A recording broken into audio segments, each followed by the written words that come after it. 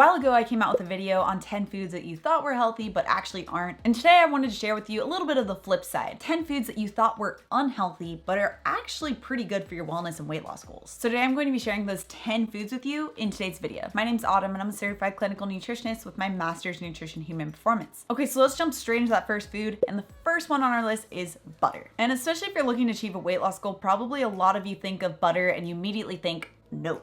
But it actually has gotten a pretty bad reputation, a little unfairly. In fact, butter is a pretty excellent source of conjugated linoleic acid, or CLA. CLA has been tied to having possibly anti-cancer effects, as well as possibly really helping with achieving a weight loss goal. Butter is also rich in the short-chain fatty acid called butyrate. Butyrate is something that our gut bacteria also makes, and it's really important for helping to reduce gut inflammation. In fact, other studies have found that butyrate might really be helpful for IBS. Butter is going to be higher in saturated fat, but multiple studies and scientific reviews have actually found that saturated fat isn't really the heart health demon that it was touted to be. That's a whole video in itself, which I do have a complete breakdown right here if you guys want to check it out. But because butter is going to be higher in fat, it's also going to trigger the satiety hormone cholecystokinin, or CCK, which satiety is really important for achieving a weight loss goal because it helps prevent the snacking that can really spike the storing hormone insulin. So if you're going to use butter, just make sure that you're using grass-fed so it has a more favorable composition of anti-inflammatory fatty acids, and you can use it in your cooking, you can use it in your coffee if you like to make keto coffee. Okay, number 2, peanut butter. Now I'm talking about the full fat peanut butter because I know a lot of people really like to use those powdered peanut butters, but when we're looking at real true peanuts or peanut butter, studies have actually found that nuts, including peanuts, which aren't actually a true nut, are actually protective against weight gain. But what's also great about peanut butter is that it also contains protein, which is crucial for helping to really achieve that level of satiety or sensation of fullness to prevent snacking. In fact, protein is going to be the most satiating food that you can eat. So if you're going to use peanut butter, just make sure that you are using the full fat original peanut butter option without added sugars, and make sure that you're using it the right way. In other words, not pairing it with really insulin spiking foods like crackers and bread. Okay, number 3, coconut oil. Now this one's kind of gone in and out of trend of being healthy or not healthy, or it's going to cause heart disease, or it's going to protect you from everything. And the main reason why it's thought to be bad goes back to that concern on saturated fat, which, as I mentioned with food number 1, really isn't the heart disease concern that we all thought it was. Coconut oil is going to be a pretty great source of medium chain triglycerides, which you've probably heard of in the news every now and then. And the reason why people are loving medium chain triglycerides is because it has been found to be a really great source of instant energy. But it is important to note that it's MCT oils specifically that has been found to be much better at this.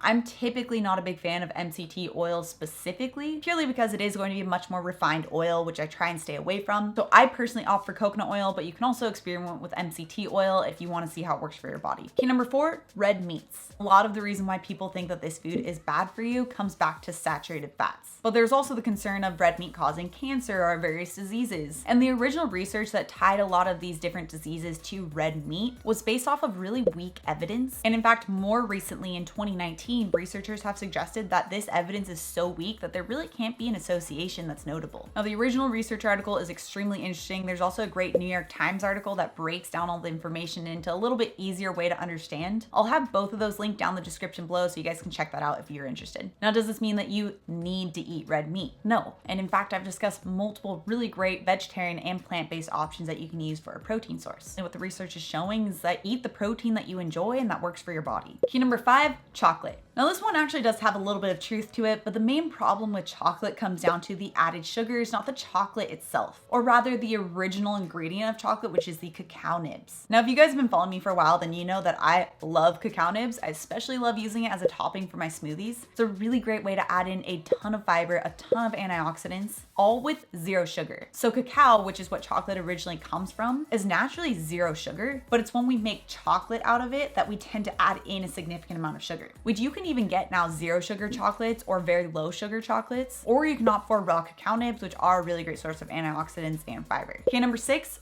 full fat dairy products. Now, there's been a ton of really recent information and studies done on full fat dairy products, and it found that the full fat dairy products are actually protective against obesity. But I know that there are other health effects that some people are concerned about when it comes to dairy products. There's actually a 2016 review where it studied dairy products in relation to multiple diseases ranging from type 2 diabetes to multiple cancers, and actually found that there was an inverse relationship between dairy product consumption and these diseases. And what that means is that as dairy consumption went up, these diseases went down. Now, of course, there's always going to be ways to mess up a good thing. So when we're looking at dairy products that are really high in sugar that can really skew the results, we're looking at things like gelato and ice cream, or sweetened yogurts, or really any other type of sweetened dairy product. So if you do choose to eat dairy, just make sure that you are opting for the grass-fed, organic, full fat varieties, and make sure that you're adjusting it to your lactose sensitivity. So myself personally, I can't drink just regular whole milk, although I wish I could because I think it's delicious. However, I do find that I'm able to have something that's lower in lactose like cheeses and yogurts. Now, depending on how your body uses lactose, you could use the higher lactose products, or you might want to opt for the low or zero lactose products. And that's if you want to use dairy at all. But if you do want a little bit more information on the various dairy products and the lactose level, you can check out this video right here. Okay, number 7, real mayonnaise. And I'm talking about real mayonnaise, meaning it's made from some type of oil, egg yolk, and an acid. The problem that can really come into play when we're looking at mayonnaise is going to be the oil that's used in the mayonnaise, because oils can really have a broad effect on the body. Some are going to be really inflammatory and some aren't. And unfortunately, a lot of mayonnaises are using the highly inflammatory high omega-6 fats, such as soybean oil. So if you do want to use mayo, just make sure that you're opting for one that has a lower omega-6 or a lower inflammatory oil. So using something like olive oil instead. And you can easily find this information out on the ingredients label on the back of mayonnaise. And regarding cholesterol, which is the other concern when it comes to mayonnaise, a lot of people don't realize it, but this recommendation was so poor that back in the 2015 dietary guidelines for Americans, the recommendation for reducing your dietary intake or setting a level for your dietary intake of cholesterol was completely removed. Okay, number 8,